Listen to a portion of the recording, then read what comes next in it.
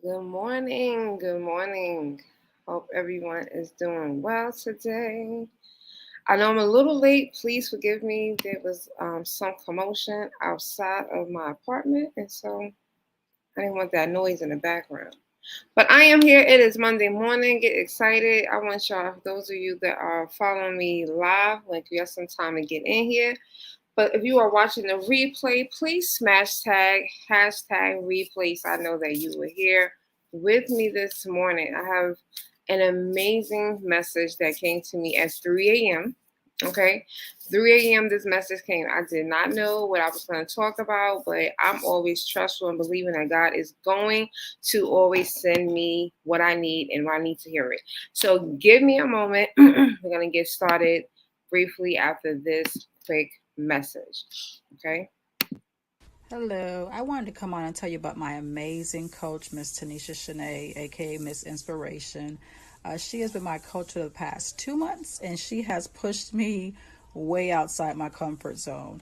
She has me doing things that I have not done before, being coached by her. Things that I was like, oh, I'm not going to do this, but she's like, you can do this. She encourages me, she inspires me, she motivates me, and she is just amazing. All right, thank you. So that if you are interested, I am reopening up one-on-one coaching sessions. Yeah, I know Inspirational Trailblazers. It is back. We are really going to start diving into October. So please make sure you are, signing up. Masterclasses are starting. So we do have a masterclass that is happening on September 29th. We are going to talk about that in just a little bit, but I want to do our affirmations. So remember last week, Monday, I have these affirmation cards that I got from Five Below.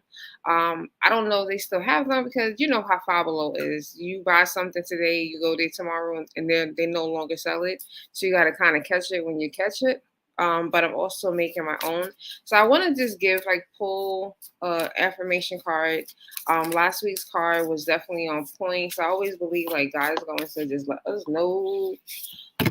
Oh, I am wise and humble. I am wise and humble. That is the card that we have for our affirmation this week. If you are following me, even on a replay, type in the I am wise and humble. I am wise and humble, right? We want that to kind of resonate with us for the rest of this week. You are wise, you are very humble. And if you don't believe that you are wise, if you don't believe that you are humble, I want you to get into your mindset that you are because you are. All right. So today's message is really motivated by a message that I saw 3 o'clock this morning. So this was like a very new in my face, such a hard topic that people don't like to talk about. And so I'm gonna just show y'all what I read and what really changed, the direction the way I was going with this message. So I saw this message this morning. So I am in a Facebook group. Y'all know I'm always in groups. I'm in this Facebook group, and someone asked, "Is it fair to say that the Queen had an easy life and never had to worry about housing issues, finding a job, etc. From birth to death, she never had to worry." Okay. So when I saw that, it is in a Facebook group. And when I saw that, I instantly commented. And, I always just want us to remember we are to never compare our lives to anyone. Like comparing, I really do believe is going to steal so many people's joy because you are comparing your life to someone not knowing what that person deals with. We don't know what these people in such powerful positions, especially from birth. Like, when I think about in the US, our presidents are elected into these positions. So they could have had a very normal childhood, they could have struggled. But then when they get into the power, then their lives change. And even when they finish, especially in the president for the United States, they still end up having detail. Like these are things that continue to follow them for the rest of their lives. Someone like the Queen is totally different because they're born into royalty. Like you're born into it. This is you come out of your mother's womb and this is your life. But that never means that just because they never had to worry about money. And I feel like people have to always remember money is not going to always just going to determine whether or not you have an easy or, or a harder life. Look at just the suicide rates. There are so many people out here who are famous, who are rich, millionaires, some even billionaires that are committing suicide. It's not just poor people, it's not just homeless people. It is those that have access to the resources and tools that some of us dream of, that some of us may never achieve. And they're like, this is not worth it. And they're jumping off, the roof of buildings. And so when I read that message, I was just like, I had to comment. Y'all know me, Miss Inspiration had to tap in, and I had to let her know. I said, you gotta remember that your struggles are gonna be a part of your story, right? If we don't have any struggles, then you have nothing to testify to, right? If you never I can honestly say 2017 was my year that I went through the lowest. Like my life was at the lowest. I did not enjoy my life. I mean, sorry. In 2016, when I started to go low, that's when I didn't enjoy it. 2017, God started to show me, like, I'm going to take you through this journey because I want you to realize that you are going to eventually understand why I'm taking you through this journey. So when I was going through my life and things were just not going the way that I wanted life to go, I really was just like, I have to figure out ways to be happy and be happy with very little, right? I wanted to find a way to be happy and be happy with very little. And honestly, I can say to you that when I did not have a lot of money, I had to learn how to be grateful. I had to start to learn how to, have gratitude for what I did have. And I had to learn how to be happy with the very little that I had. And so when I went through that journey really allowed me to understand that money does not make you happy. Money does not make you happy. And I'm going to just say that one more time. Money does not make you happy. So, yes, the queen probably never had to find a job, but think about if you ever watched Scandal. I feel like Scandal is the best example of what it really shows that a person of power at that level, they have protocols. If they wanted to go if they wanted to go what's the phase? To the store. Like they can't just get up and say, "Oh, I want to go to Trader Joe's. I want to go to Whole Foods. I want to go take a walk at the park." They can't do that. They have protocols. They have people. Like I always think about that episode with Olivia. Olivia is telling them, like, she's like reminding Fitz, you have to get the approval from the Secretary of State, and you have to make sure that the person who carries the briefcase is available, and you need to have 3 EMTs, and so they have all these processes and protocols for our U.S. president who just wants to do an impromptu. I want to leave the building. I want to leave it right now. Imagine what the queen had to deal with. So to me, that means that you don't have any freedom because you don't have the freedom that I have. Freedom means that I can just get up and go when I want to. That's freedom. For some people, they don't have freedom. They're not happy. So you're comparing you're happy and they're happy because at this particular moment in your life, you're struggling because you don't have a job or you don't have the housing that you want, and you don't have the money and the resources that you want today. So right now you're comparing and saying like, is that fair? It is not fair, but guess what? Your journey is your journey. Your journey is not going to look like anyone else's because once you come out of that, Once, if you continue to follow and listen to what God is telling you to do, and you come out as a champion, you're gonna have a whole new set of problems. This is something I think people don't understand. My spiritual mom said to me years ago. She was my old supervisor, and I will never forget when she said this. She said there are two things that are guaranteed in life. Two things that are guaranteed in life: problems and death. We're all gonna die, and we're all gonna have some form of problem. Your problem might not be as big to you, or I'm sorry, your problem may not be as big to me, and my problems may not be as big to you. But guess what? They're still my problems. Y'all have to understand that. Like, people are going to still have problems, and it is still a problem. It's a problem for them. It's not a problem for you, because for you, it's like, well, why do you feel like this is a big issue? It's a big issue to them because that is their problem. That is their worry. That's their sorrows. That's what's keeping them up at 3 a.m. and they can't sleep. They have anxiety. That is what's keeping them up. We don't know what these people are dealing with. So when you start to compare yourself to, especially powerful public figures, you are going to drain yourself of happiness. You are going to drain yourself from joy, because you're trying to compare yourself in two different worlds. We don't know what people really deal with, especially when they have money and power. Take away the money and the power, and I guarantee you, you're gonna find a lot of problems. You're gonna find maybe some health issues. They might have some back issues. They may not have any friends. She could have been lactose intolerant. Like, there's a lot of different things. Like, do you know I'm lactose intolerant? Every time I go out, especially to like a buffet, I am always struggling to find something decent to eat because everything has dairy in it. Macaroni and cheese, right? I can't have a lot of the pasta salads, the potato salads, macaroni salads that has mayo. Mayo has dairy. Like, I struggle. That's a problem. So even if I had $1 million, I'm still going to have a problem. So I can't sit and say, well, that's not fair because you can have, you don't have the troubles that I have. No, you don't. Because I can have the $1 million and you don't.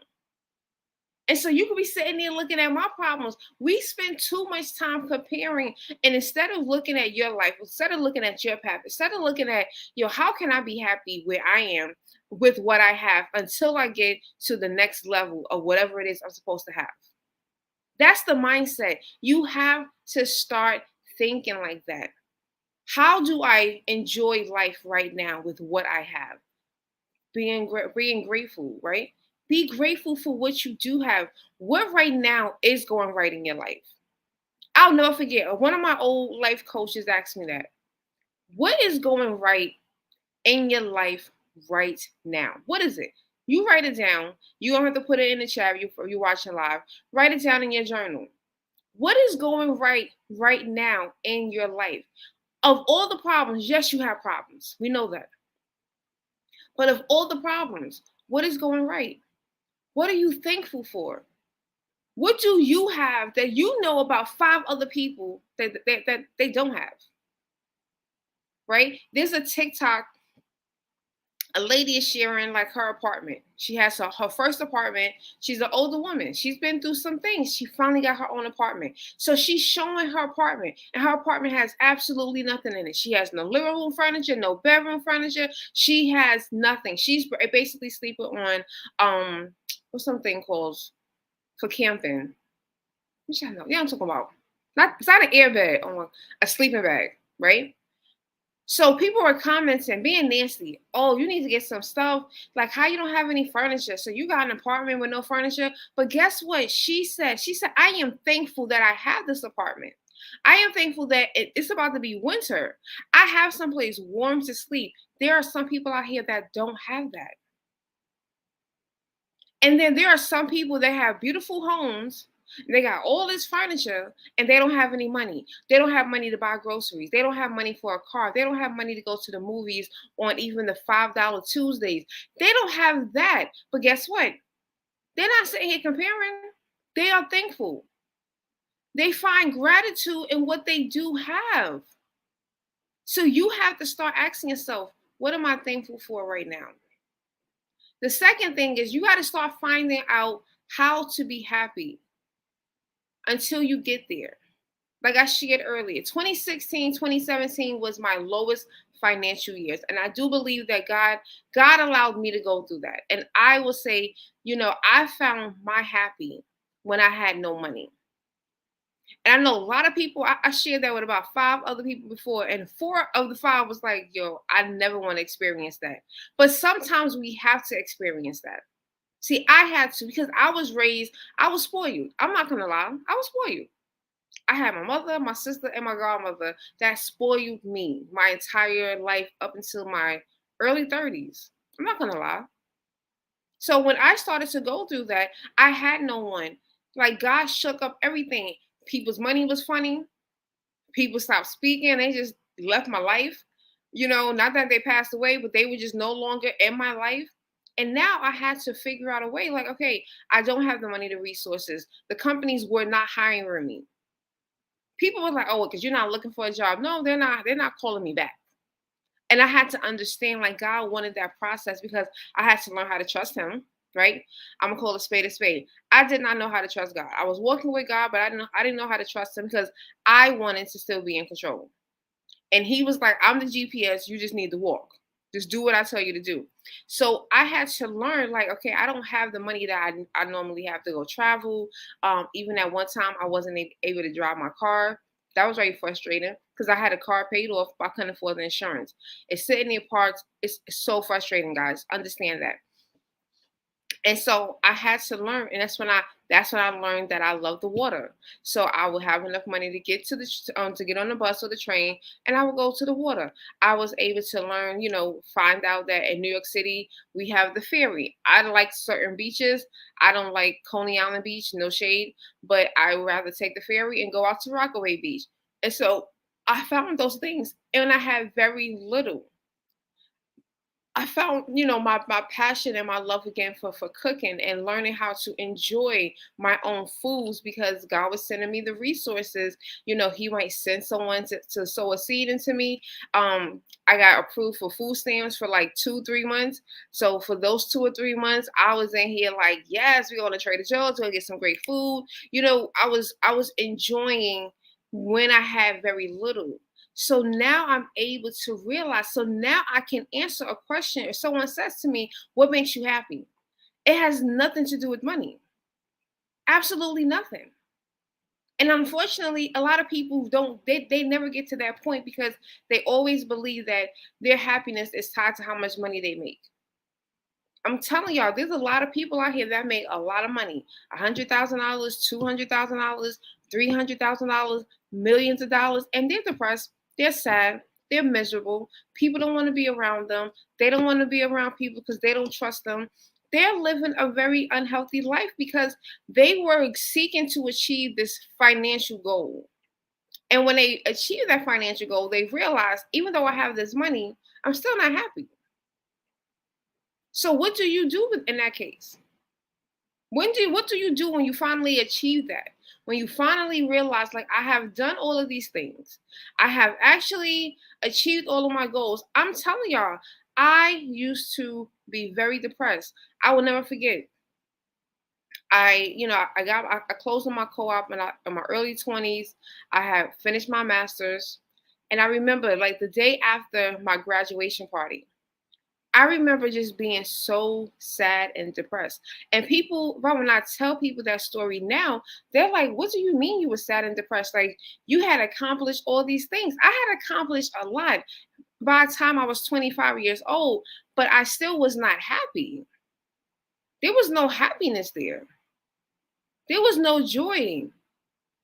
And the reason why is because I was doing everything else that society was telling me to do. I wasn't doing and living the happy that I wanted to live. I was living the happy that society was telling me to live. And I wasn't happy. That's another problem that people have. You got to start defining what do you want your life to look like. That's why I am having that masterclass on September 29th, right?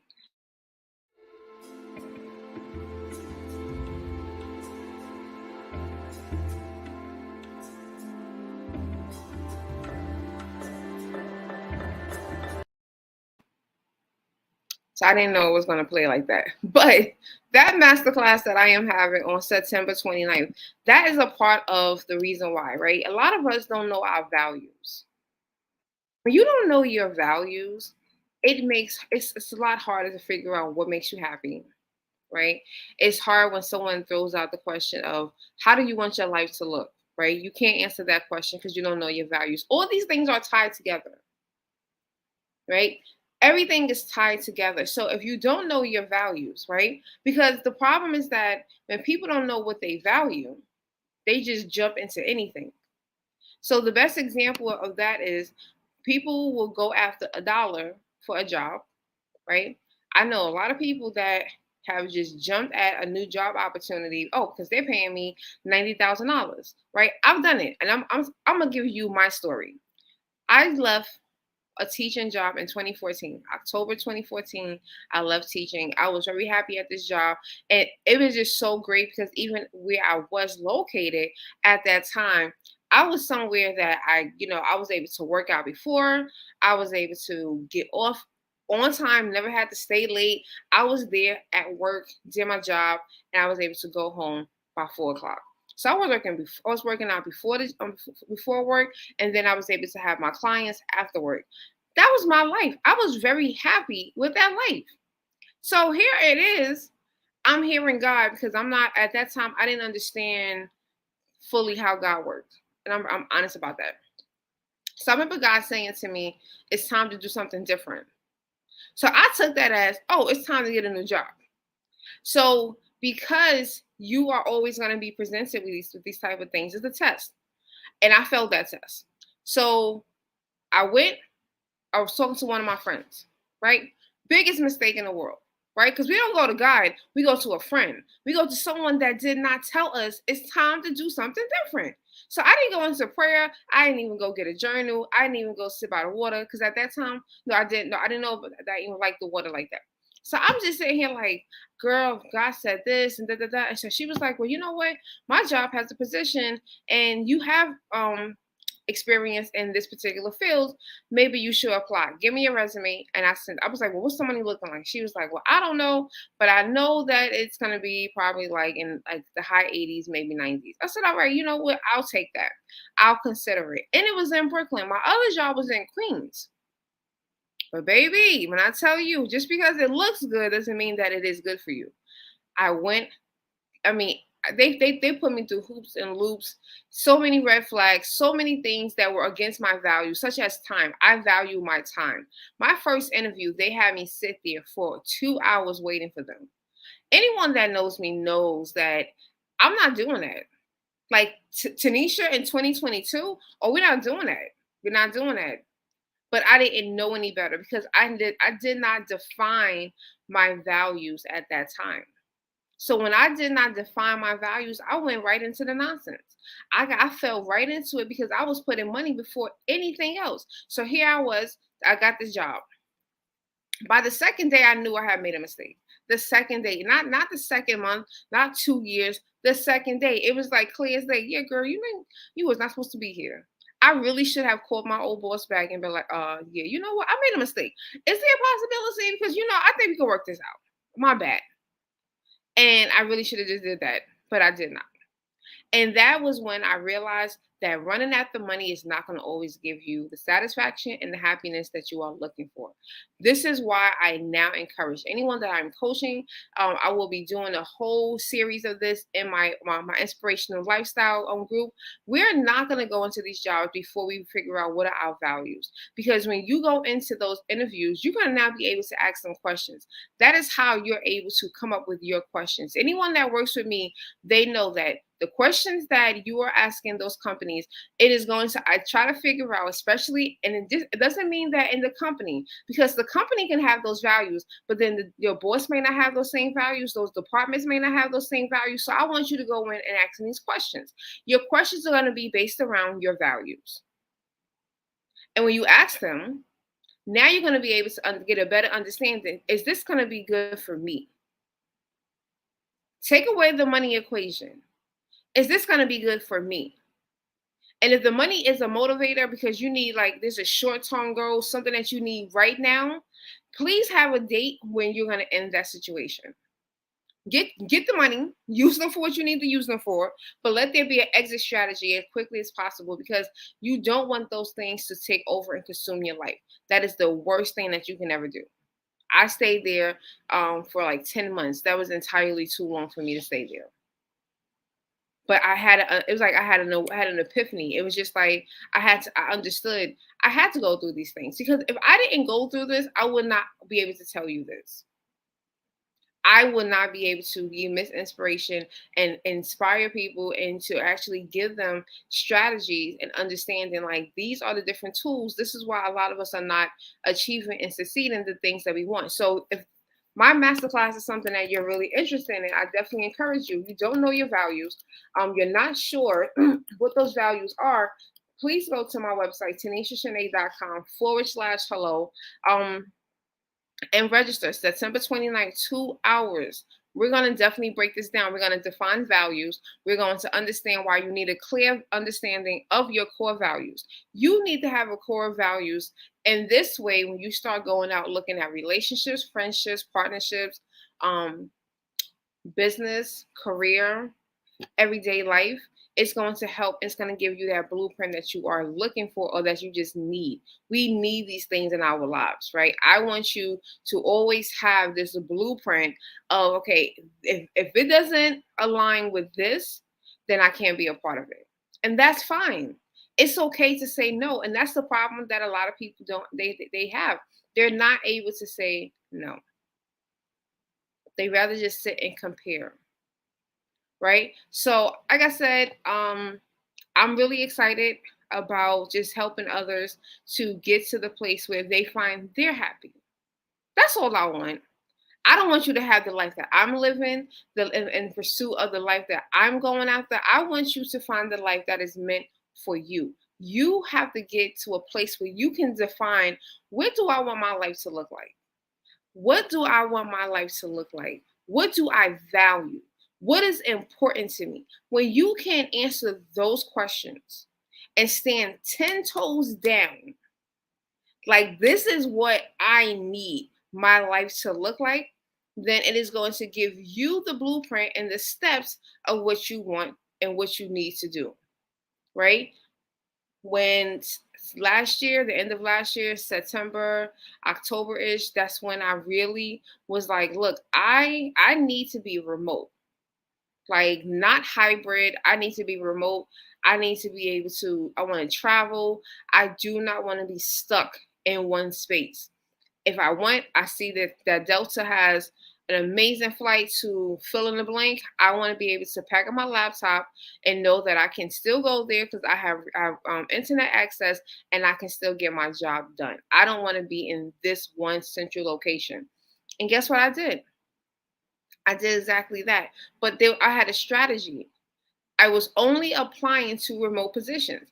There are so many people out here that keep saying, I want to be remote. I want to be remote. I want to work remote. And guess what? They're not applying to only remote jobs. They're applying to every other job, of jobs in their city. Why? And I guarantee you, I know the reason why they're doing it. It's not because it's their dream job. They're doing it because of the money. They see that, oh, they could be making 40,000, and this job is paying them 60,000. So now, oh, I'm gonna go for that job. You said that you want to be remote. Which one is it? You have to know what it is that you want. Because I know people that make a lot more money than me, but they're making more money for one or two reasons. They're sitting in situations that they really don't want to be in because they're making that money, or they're working 2 and 3 jobs so that they can make that level of money. So that means that 9 times out of 10, their chances of going away is slim to none. Because now you hear nothing but complaints. People are online. I put in my PTO, my company denied it. So now you're going to get 2 and 3 approvals for you to go away. I've been there though. I've been there. So I'm not talking crazy. I know because I have been there, guys. Totally understand. I have worked 2 jobs. So I know how it feels to want to go away. But you got to ask 2 people. And one might be in favor of it and the other one might say no.